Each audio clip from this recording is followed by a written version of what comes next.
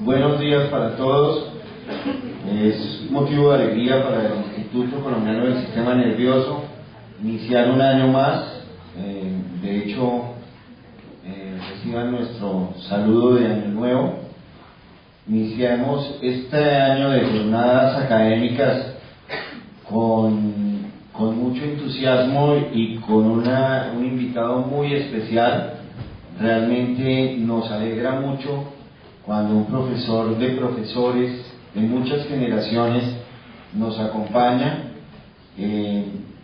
Yo reitero que esta es una de los nortes que orientó hace ya varios años la inauguración de estas jornadas, que ya entramos en el 9º año de existencia, y que se han mantenido a través del tiempo gracias a la esencia del Instituto Colombiano del Sistema Nervioso y de la Universidad del Bosque de mantenerse en el estudio de todos los ámbitos de la psiquiatría, con énfasis en lo psicodinámico. Pero les decía que cuando se concibieron las jornadas en la cabeza del doctor Guillermo Sánchez Medina, él lo que nos dijo a Henry García y a mí es que él quisiera ver una reunión en donde los profesores que no podían ser profesores del seminario ya, porque no tenían el tiempo, pero que eran grandes profesores, no fueran desaprovechados por el posgrado y por sus residentes. Entonces concebimos la idea de una reunión para los residentes del instituto, en la que pudieran tener dentro de su formación el acceso a profesores, a grandes profesores que no hacen parte del día a día de la academia. Uno de ellos, a todas luces, engalana el salón en el día de hoy con su presencia, es el doctor Bernardo Álvarez, que es médico, psicoanalista, miembro de la Sociedad Colombiana de Psicoanálisis.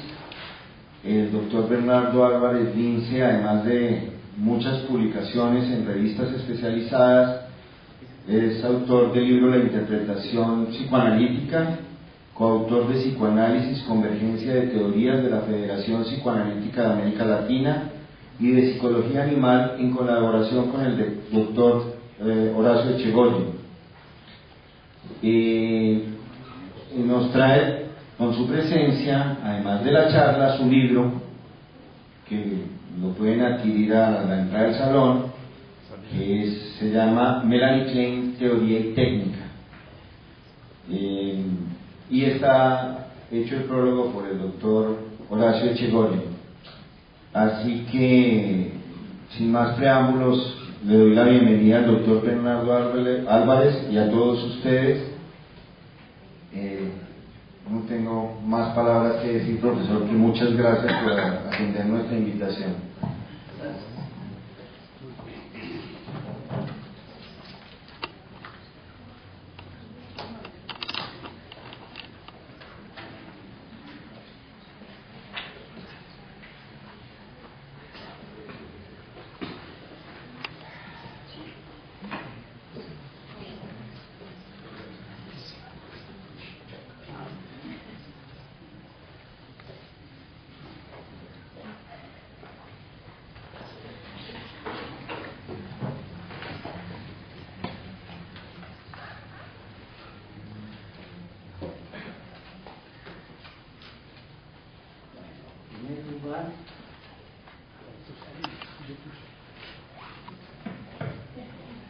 En primer lugar, agradezco inmensamente la gentil invitación que me hizo el doctor García, el doctor Iván y Fabio, que me hicieron desde el año pasado para hablar sobre Melanie Klein, y aprovechar para introducir este libro sobre Melanie Klein, que me demoré muchos años haciéndolo,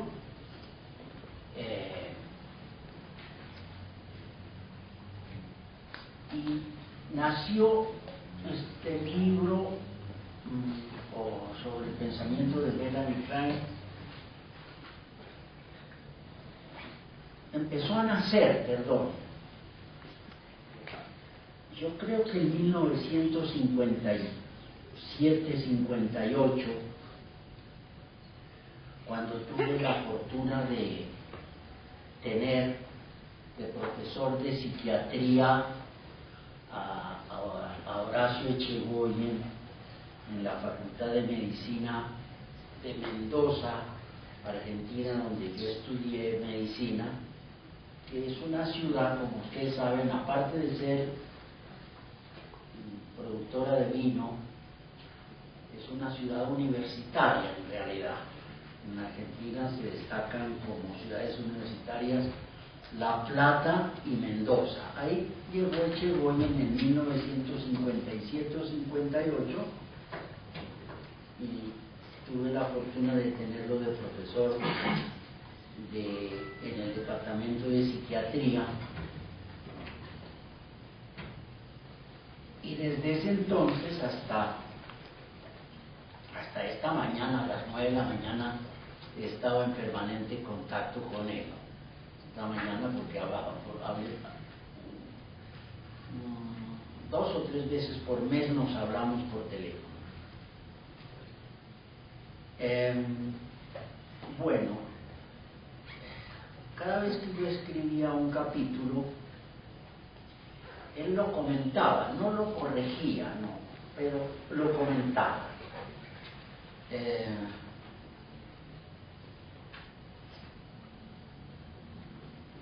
Él siempre quiso escribir un libro sobre Melanie Klein, porque él fue, digamos, como él dice, como él suele decir, un kleiniano fanático, y le gusta, dice él, que lo identifiquen como kleiniano siempre. Bueno, esa es mi breve historia intelectual.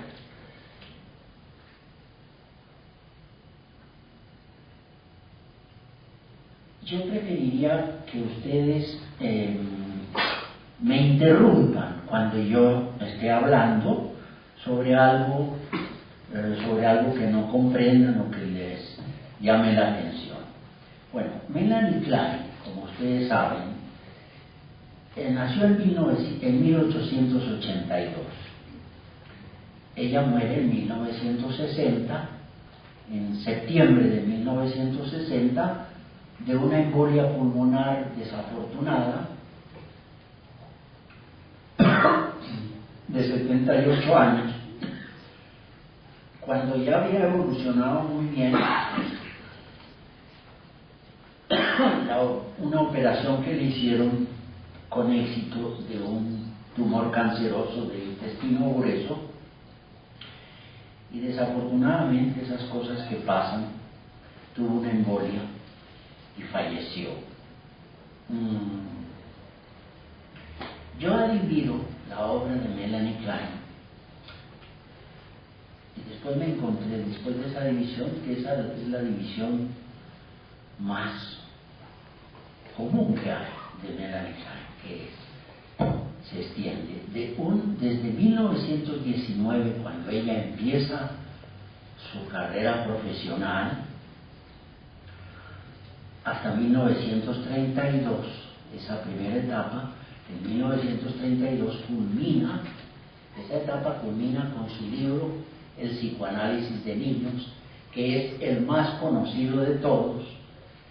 Es un libro supremamente difícil a mi juicio, no es un libro fácil. La segunda etapa es 1932. Digamos que la primera etapa, llamémosla el psicoanálisis de niños, el descubrimiento de la técnica psicoanalítica. La segunda etapa empieza en el 32 y termina en el 55, que es la etapa de la teoría de las posiciones, de la posición esquizoparanoide, primero ella describe la posición depresiva, y la posición esquizoparanoide la describe después. Pero en el desarrollo es al revés. Y la última etapa, digamos que es la etapa de la teoría de la envidia. Bueno,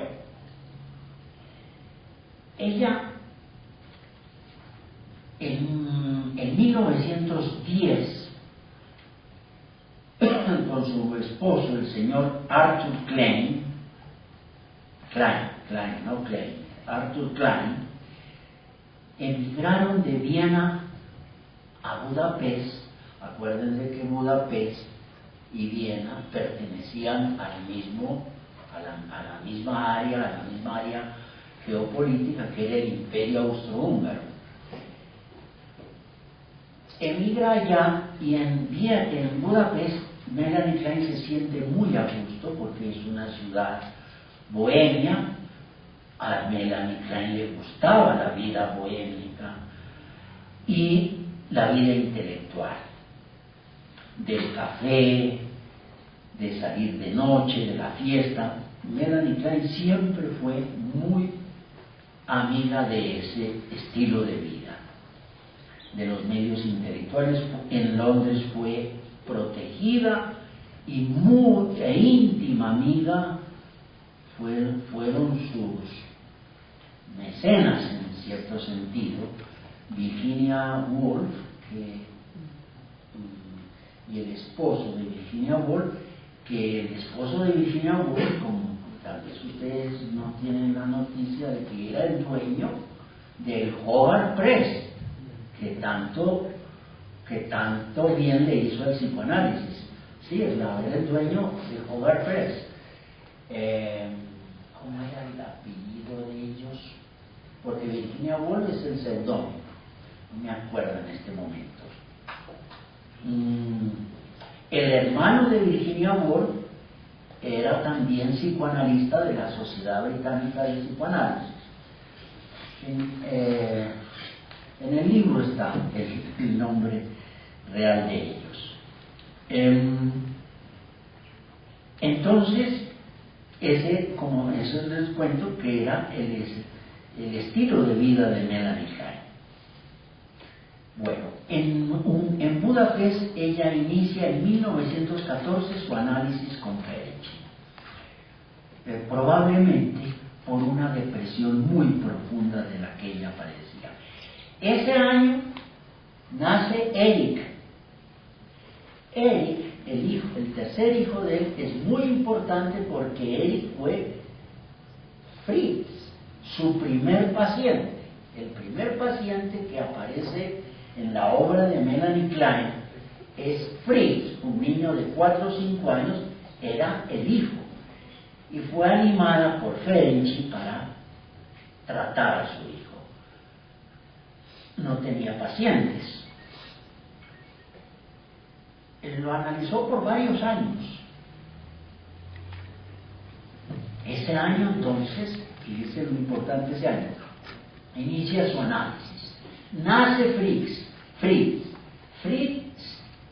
o Eric. El análisis de Eric empieza por allá en el año 18, no enseguida, cuando el niño tenía 4 o 5 años. Ese año muere Libusa. Libusa era la madre, la famosa madre de Melanie Klein, famosa en el medio kleiniano, que se conocen los intríngulis y los detalles de esa relación con Libusa. Y otro gran acontecimiento en 1914, no se imaginan cuál era, el otro gran acontecimiento que tiene lugar, la Gran Guerra. Entonces, esa era la atmósfera de los inicios de Melanie Klein. La Gran Guerra obliga a la familia Klein a emigrar a unos pueblitos campesinos de la Hungría de esa época, que hoy en día pertenecen a Eslovaquia, creo, ¿no? Esos pueblitos, Don Rosenberg se llamaba el pueblito. Viene un terrible antisemitismo proveniente de Rumania, que se le llamó el terror blanco. Fue horrible. Y entonces Melanie Klein emigra, se refugian en un... No era un antisemitismo por el nazismo, no, eso no, todavía no, era uno de los tantas olas antisemitas que tienen lugar periódicamente en la humanidad.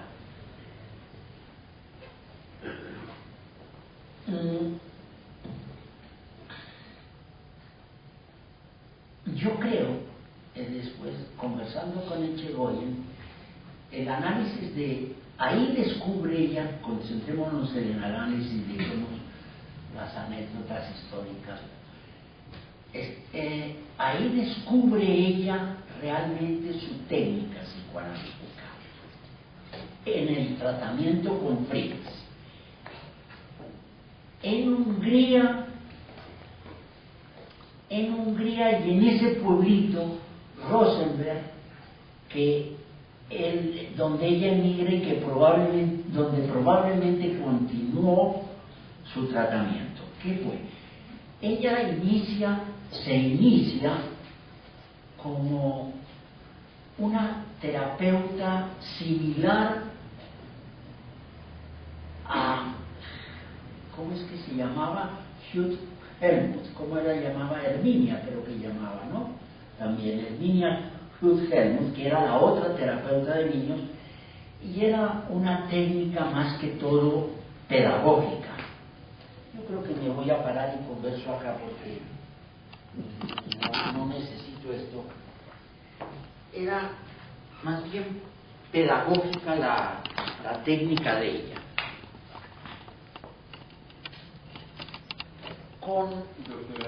Sí. Es que como No sé. le podemos facilitar un micrófono si lo quiere. Manual. Bueno, para mejor caminar y... Sí, ya le entiendo.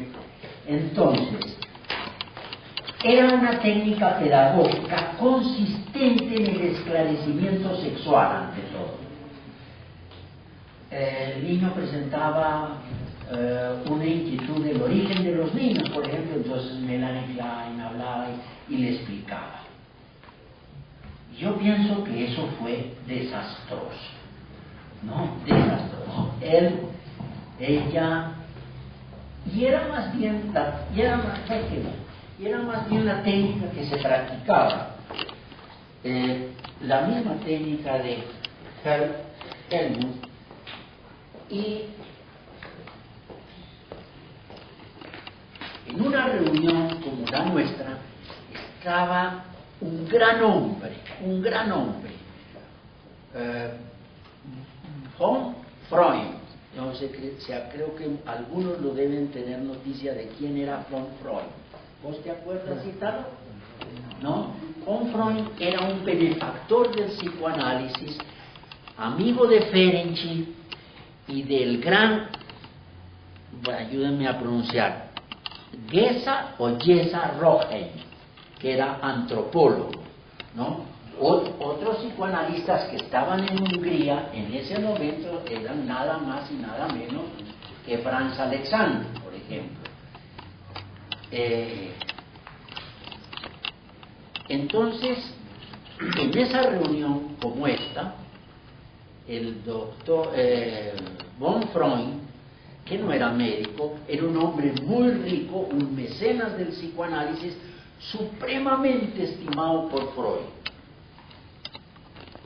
Le dijo a Melanie Klein que eso no era nada lo que estaba haciendo, que esa era una información psicoanalítica nada más y que ella no se había metido con el inconsciente. Le dijo textualmente von Freud. Melanie Klein no se enojó, le hizo caso. Entonces volvió y dijo: esto no es así. Por ejemplo, fíjense las tonterías que hacía Melanie Klein. El niño planteaba la inquietud de Dios por su amistad con los vecinos, Entonces hablaba de Dios y que Dios había hecho esto. Entonces Melanie Klein le explicaba, no, Dios no ha hecho los niños. Y entonces Melanie Klein le explicaba cómo se hacen los niños, todo el proceso de germinación y toda esa estupidez que no se debe hacer. Entonces le dice, pero es que Dios no existe. ¿Y por qué no existe? Le dice al niño, pues porque no se ve. Bueno, pero mi tía tal no la veo y existe, le decía el niño. Entonces, claro. Sí. Entonces el papá, que era más bien un panteísta, le dice al niño, bueno, mira, le dice, hay gente que cree en Dios y hay gente que no cree en Dios, y le alivió la ansiedad. Entonces, sí. Y Melanie Klein, acordándose de la gran crítica que le había hecho von Freud, dice, no, dejemos esto de lado, y viene la primera interpretación que hace Melanie Klein en su vida, y nunca más se aparta de ese método. Jamás dejó de interpretar, nunca más esclareció a sus pacientes ni aconsejó a sus pacientes, y consideró de ahí en adelante hasta su último día como psicoanalista que la interpretación psicoanalítica es el único instrumento en esta profesión. No hay más para el kleiniano. Entonces, Fritz empieza a jugar con algo y dice que son unos unos carbones de la chimenea, el carbón, que suben y bajan. Era el material.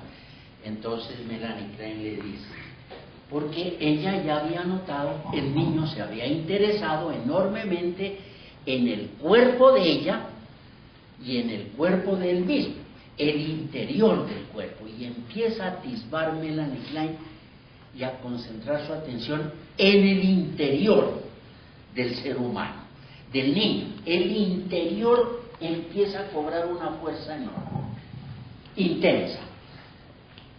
Entonces le dice Melanie Klein, al él jugar con los carbones, le dice, esos carbones son, porque como ya había estado interesado en el problema del origen de los niños, dice, esos carbones son niños dentro de tu interior que suben y bajan.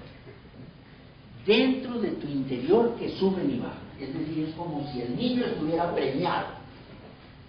Eso alivió la ansiedad del niño y de ahí en adelante cambió el tratamiento del niño, cambió su concepción de mente, empieza su gran concepción de mente y empieza en Melanie Klein una cosa que para ella es fundamental, el concepto de interior y de mundo interno y de objeto interno. Esa es la semilla, el análisis de Fritz. Entre paréntesis les digo, hubo otra gran paciente de Melanie Klein, ya no hija de ella, Rita, se llamó Rita, la trató cuando Rita tenía 2 años 9 meses. Rita y Fritz son los pacientes que más figuran en la obra de Melanie Klein.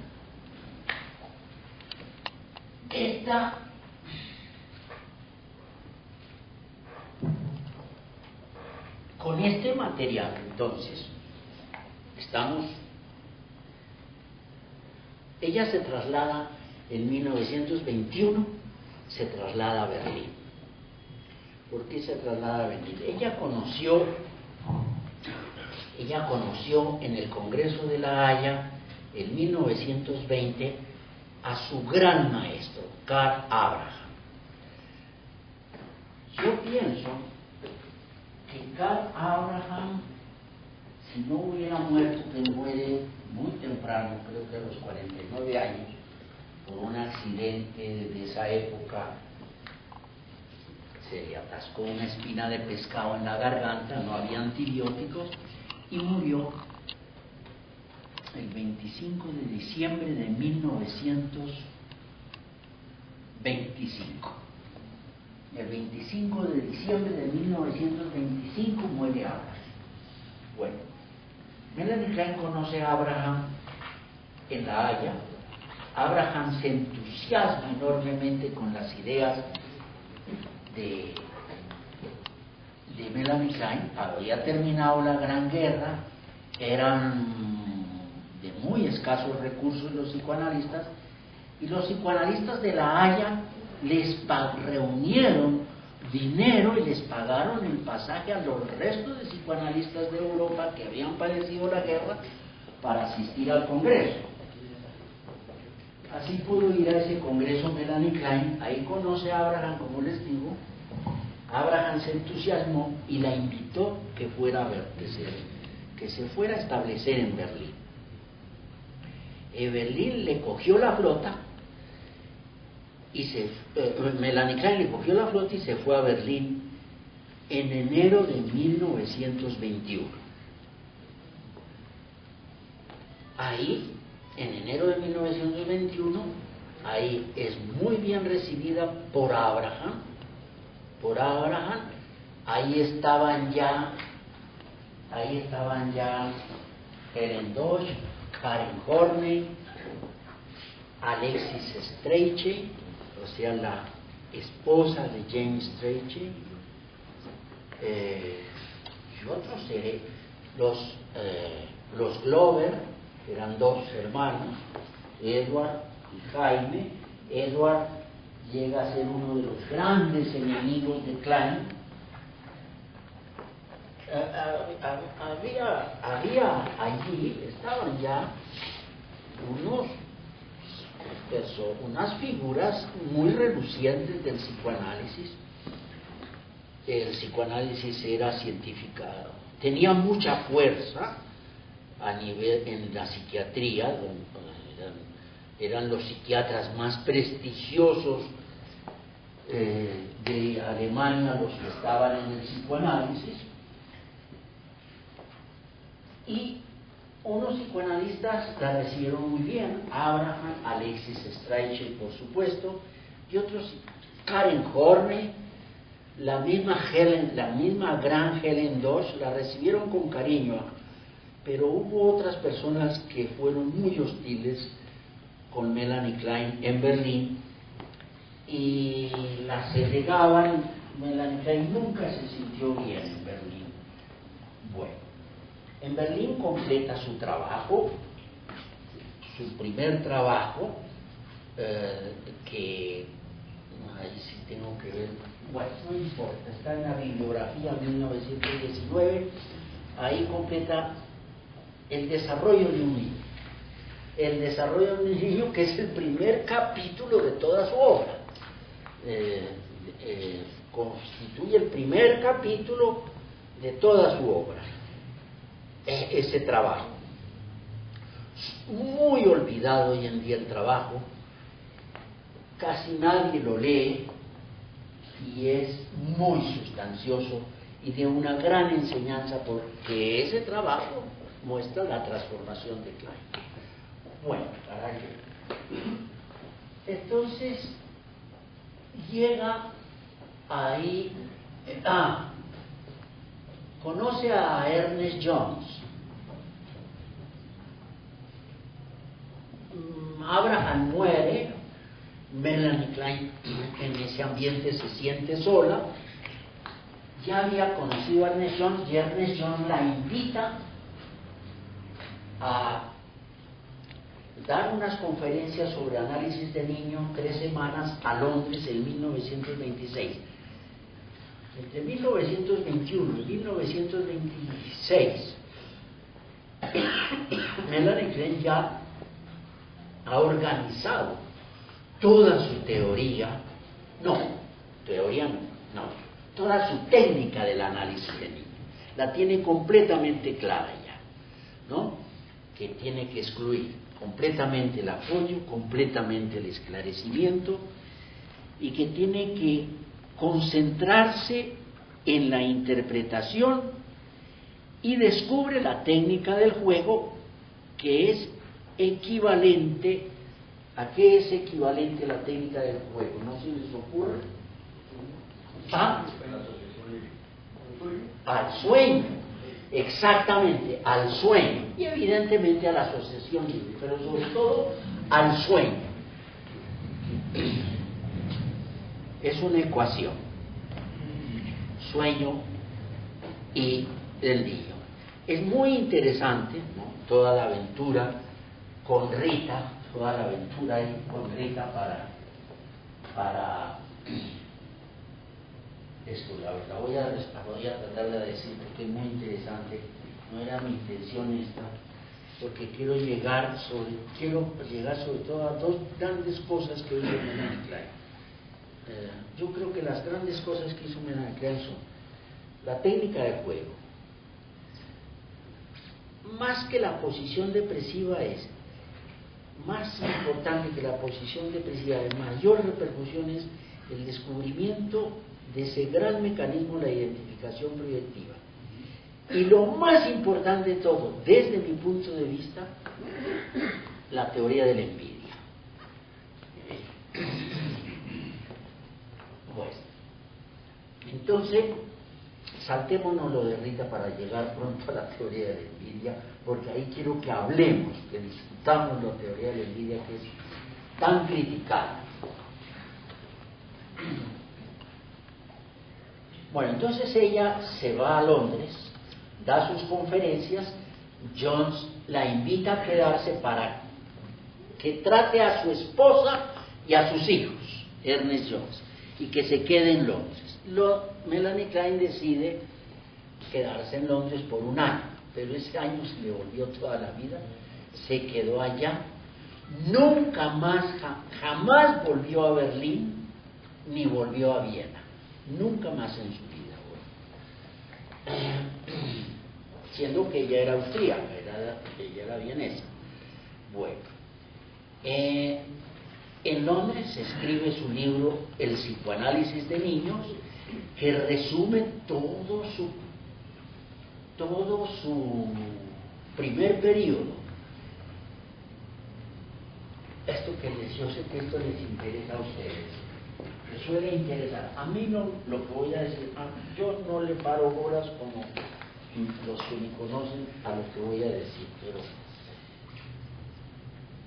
hasta 1932 Melanie Klein no se le ocurre pensar en el instinto de muerte, porque ella era discípula de Abraham, que Abraham en secreto, nunca se lo dijo a Freud, pero nunca le chocó siempre la teoría del instinto de muerte a Abraham.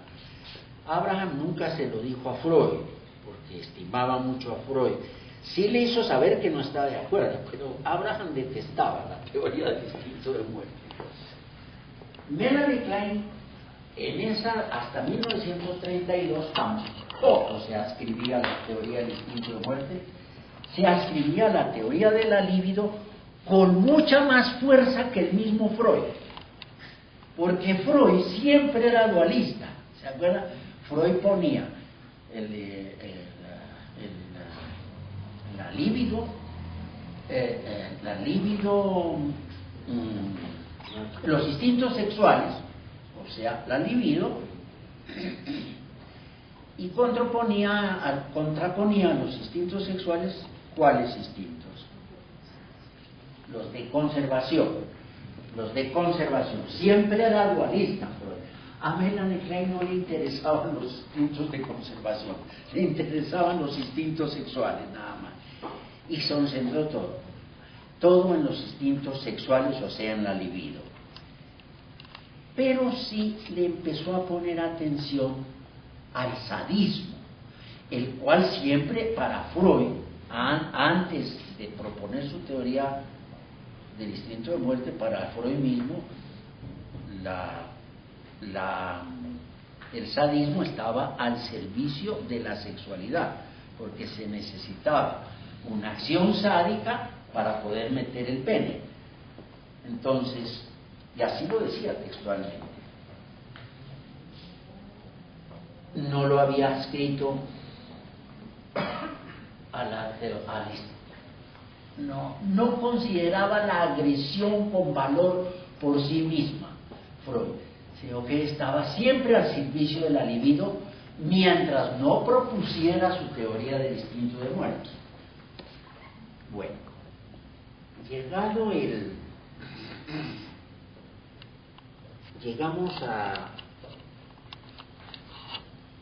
a Lornes.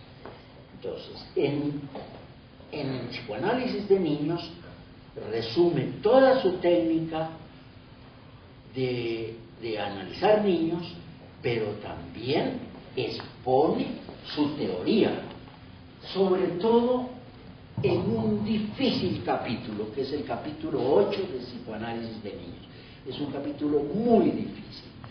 En ese capítulo 8, Melanie Klein, en 1932, se adscribe por primera vez al instinto de muerte, pero con una diferencia con Freud.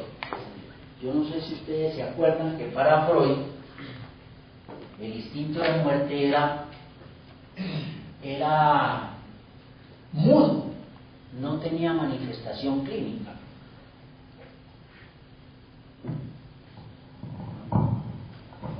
Es decir, nunca Freud dijo, como solemos decir aquí nosotros, no aquí en Colombia, en muchas partes del mundo, no, esto se debe al instinto de muerte, tal cosa, clínica. No, para Freud no, el instinto de muerte era mudo.